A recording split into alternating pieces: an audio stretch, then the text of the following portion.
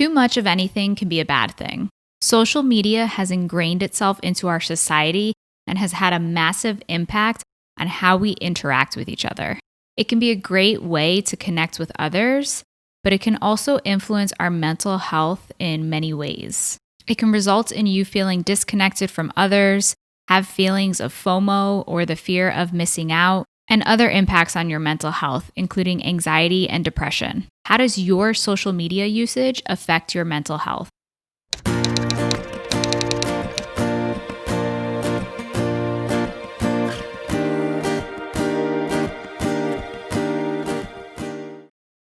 Hey, I'm Tati. Welcome to Calmly Coping. I'm a licensed therapist and a high-functioning anxiety coach. And each episode, I talk about how to cope with anxiety as an overthinker so you can live a calmer, more fulfilling life. This is episode number 13. Does social media make you feel socially distanced? Social media has really infiltrated its way into our lives. I've had a complicated relationship with social media in that I actually had absolutely no social media for about 2 years. And so I decided to disconnect from social media because I found that it was having a negative impact on my life. I was comparing myself to others and feeling more disconnected as a result. Since I was practicing a lot of mindfulness at the time and really working on coping with my anxiety and my mental health, I decided to remove social media and just focus on being in the present and growing the relationships that I had in a face-to-face manner or even via text message or phone calls. So I wasn't really focused on having social media at that time. I did re-enter the world of social media through Twitter, Instagram, Facebook about 2 years ago at this time. And as a result, I'm relearning how to integrate it into my life and really looking more into the impact that it can have on your mental health, as well as how you can still get the benefits of social media through connection, through meeting new people, through reconnecting with old people, while being aware of the negative effects that can happen with social media. So that's really what I'm going to be talking about more in this episode, and how you can maximize your relationship with social media so that you can be more intentional with how you're using it and not get sucked into the scrolling and the comparison and, really creating that distance so that you can take care of your mental health. Many articles and studies have actually cited that addiction to your smartphone is higher in people with anxiety and depression. Along with your smartphone comes the usage of social media. And, it's not necessarily a causation relationship, meaning that just because you have anxiety and depression does not mean that you're going to be more addicted to your smartphone or to social media. But often using social media can be a form of distraction and a form of coping with your emotions that, people who are experiencing anxiety and depression may need more of, because they're experiencing those more difficult emotions on a more regular basis. In today's episode, you're going to learn the effects that social media has on your mental health. You're going to learn if social media really does increase connection or if it causes you to feel more disconnected. Thank you so much for tuning in. If you're feeling overwhelmed, it's really important to check in with yourself and learn the skills so that you can be intentional with your time. You can learn all about this in my free guide, Goodbye Overwhelm, your guide to accomplish more by doing less. In this guide, I take you step by step through the process of getting all of those overwhelming thoughts and what ifs out of your head and understanding what you need to prioritize in order to be the most effective with your time. You can download this guide at calmlycoping.com/overwhelm, or you can click on the link in the description below if you're watching on YouTube. So what effects does social media have on your mental health and on you in general? The benefits of social media are connection, and that's obviously the biggest benefit because that's what social media is for, so that you can connect with others and cultivate relationships. Social media also provides you a source of entertainment. Maybe it's a distraction when you're bored. Maybe you want to find out what's going on in the world or with your friends or look at funny videos. Social media can also help you find new friends, connect with groups of like-minded people, create relationships with people that you may not have ever done in a face-to-face capacity. Social media also allows you to seek support and have an outlet for your ideas. And these are just a few of the benefits. On the other hand, there are many negative effects that can occur when you're using social media. Sometimes social media can really be a time suck. So that endless scrolling, or, when you're just picking up your phone or looking for something to do when you're bored, you can really get sucked in and lose track of time. And so oftentimes, maybe you're spending a lot more time on social media than you want to, and that's taking away time from doing things that may be adding more value to your life or that you may enjoy doing more. There's also that feeling of FOMO that happens with social media, and so that's the fear of missing out. Oftentimes, let's say if you see your friends or people that you follow on social media doing interesting things, going on vacations, eating interesting foods, whatever it is that they're doing, you might feel like you're missing out because you're seeing all these things other people are doing when maybe you're sitting on your couch just scrolling through Instagram. Another big impact of social media can be comparison. And this kind of goes hand in hand with FOMO, but it can be, comparing yourself to the things that you're seeing other people doing online. And so maybe you're seeing people achieving things, being successful, having fun, taking pictures, appearing like they're in a happy relationship, going out and experiencing the world, spending time with friends, whatever it is.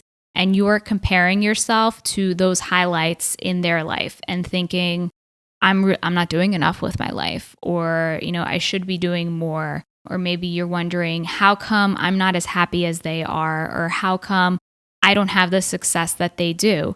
And so all of this comparison goes on in your mind without you even really being consciously aware of it because it's happening so automatically. This comparison can really affect your mental health and your self-esteem and how you feel about yourself. The way that you compare yourself to others can often result in that feeling of not being good enough, or not doing enough, or not accomplishing enough, or not having a good enough relationship or job or career or home. Maybe you're comparing your life to the influencers that you watch online and seeing that they have a better life than you because they have more resources or money or connections, and you're questioning, why aren't I in that position? And really, the reality is that you're comparing your day-to-day life, living with the ups and downs and everything that you're experiencing that you're not sharing on social media, with those highlights of what people are choosing to share on social media and the things that they're being intentional with sharing.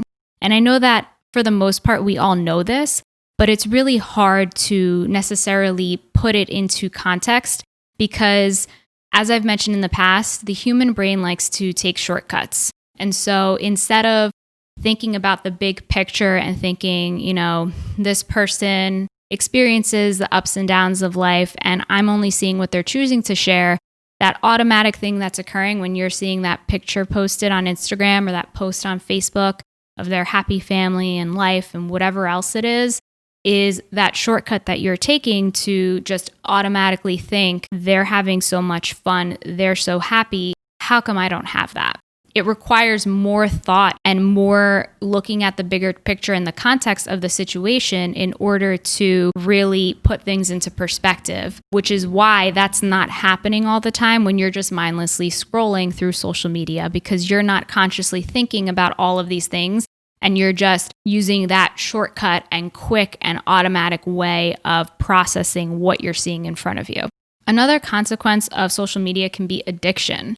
There are people who get addicted to social media, and that can happen when maybe you're spending more time interacting with people on social media than you are in real life. Or if you find yourself mindlessly reaching for social media or for your phone over and over again, even though it's not really adding any value or anything more to your life. And so what do I mean by adding value? That means if it's something that is bringing you fulfillment, and that's helping you feel better, whether it's about yourself or it's creating connection with others, that value can be different for everybody. And so it really depends on how you view your relationship with social media and with technology. And if you feel like you're getting those needs of connection met solely through social media, or if they're being met through other means.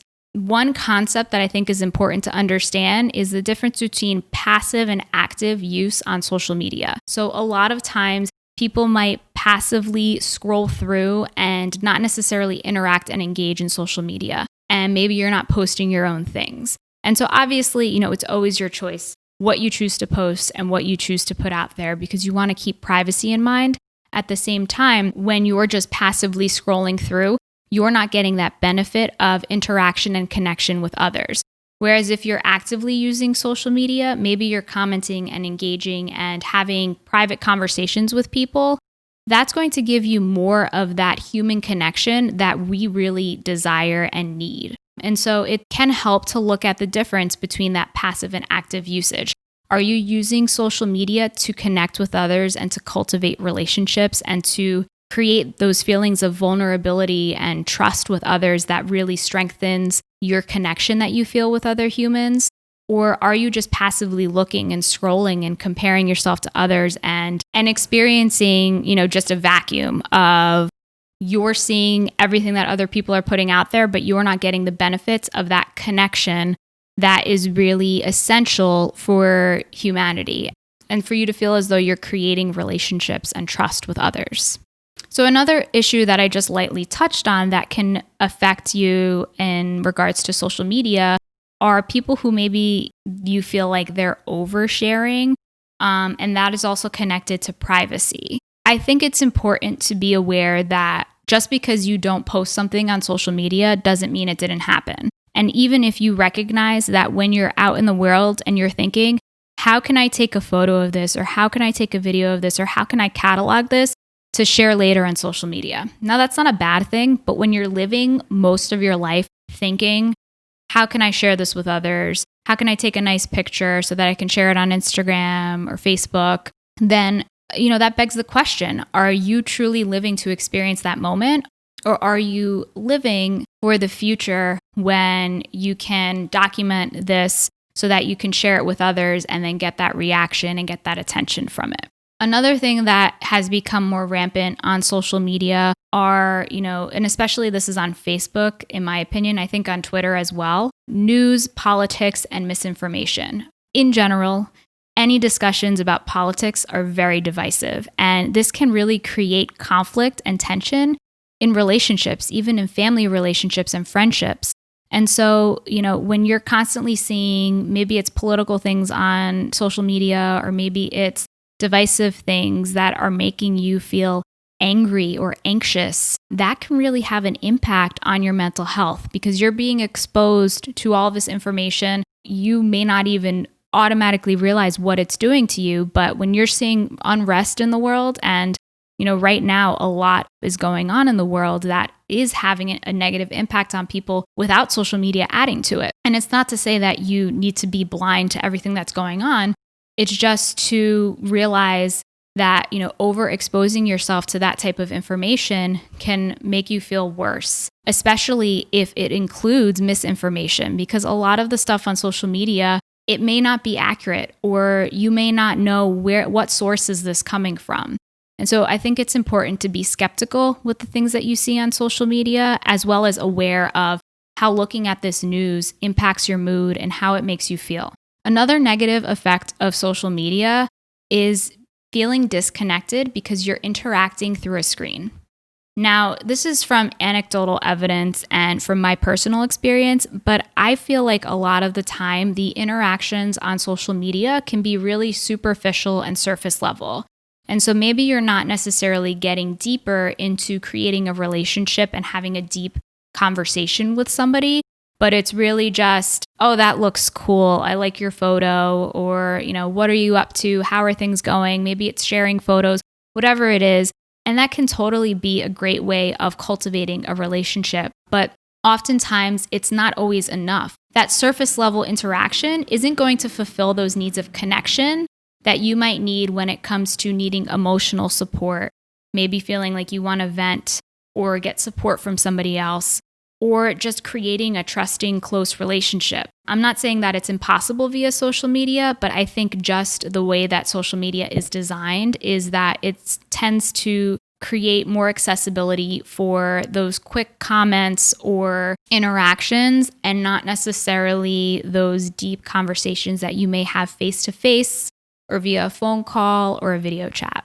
So I want to talk about the anxiety that can come up as a result of social media. So this might come up especially if you have social anxiety. So maybe you're overthinking your responses to comments or DMs, or overthinking what you're going to share and put out there because you fear judgment from others. This can create a lot of anxiety because of the uncertainty of how are people going to react? Did I say the right thing? Should I have said something different? And that can come up a lot of the time when you already tend to be that way in real life. And not to say social media isn't real life, but in your day-to-day life that's not on the internet. Because social media, for the most part, you tend to be putting things out there for many people to see. It can be even scarier to share things, or because maybe you're interacting with people that you don't know very well, it can be scarier to share things and put things out there and create more anxiety and uncertainty. And so that's just something to be aware of. It's not something to avoid, but just to notice what's coming up. Are you fearing that people are going to judge you?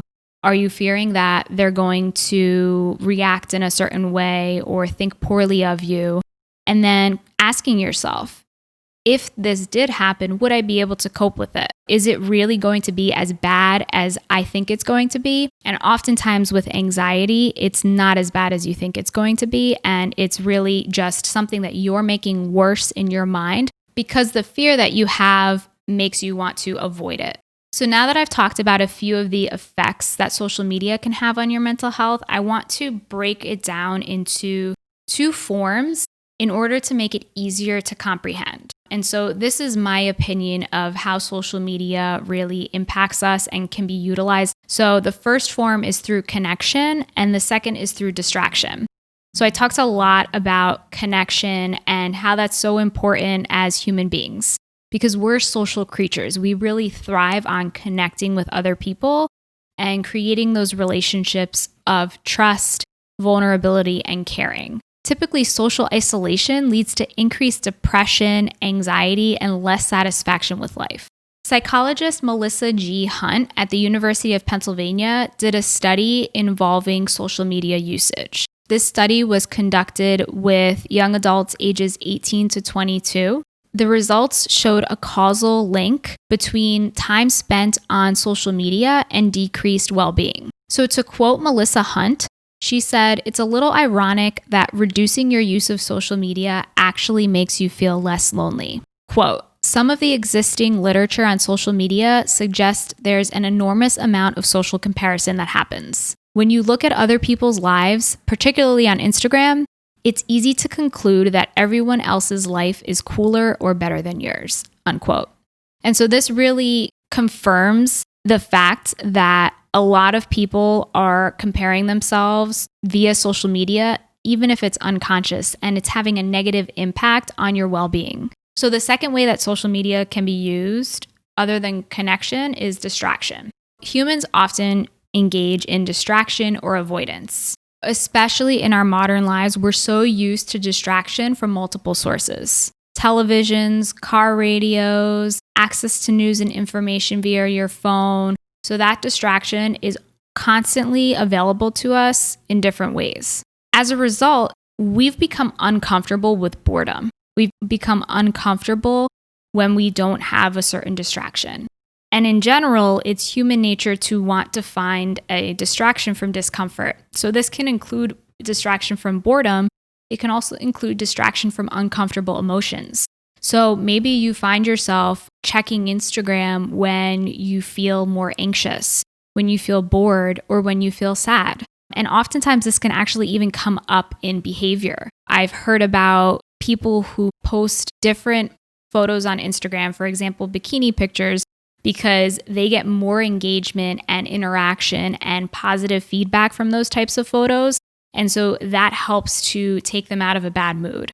Now, this really turns into an unhealthy feedback loop where you're deriving your mental wellness off of the feedback that you're getting from others. And it can be important to look at, are you posting something on social media just to get that positive boost of emotions so that you can feel better?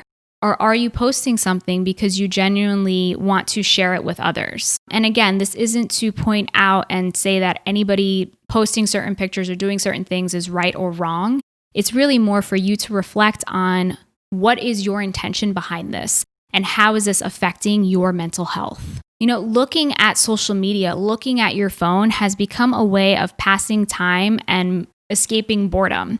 Maybe if you're waiting in line at the grocery store, or if you're just sitting with a few minutes in between classes, whatever is going on, that distraction is really preventing you from checking in with yourself and how you're feeling. And it's just giving you another input that's going to affect how you're feeling. So the need for distraction and external stimulation can also turn into obsessive checking behaviors for some people. And this type of distraction becomes helpful for people who are trying to avoid uncomfortable emotions, because in doing this, you're creating a different emotional experience, whether it's of pleasure or, that dopamine rush that you get from getting a notification or a like or a message.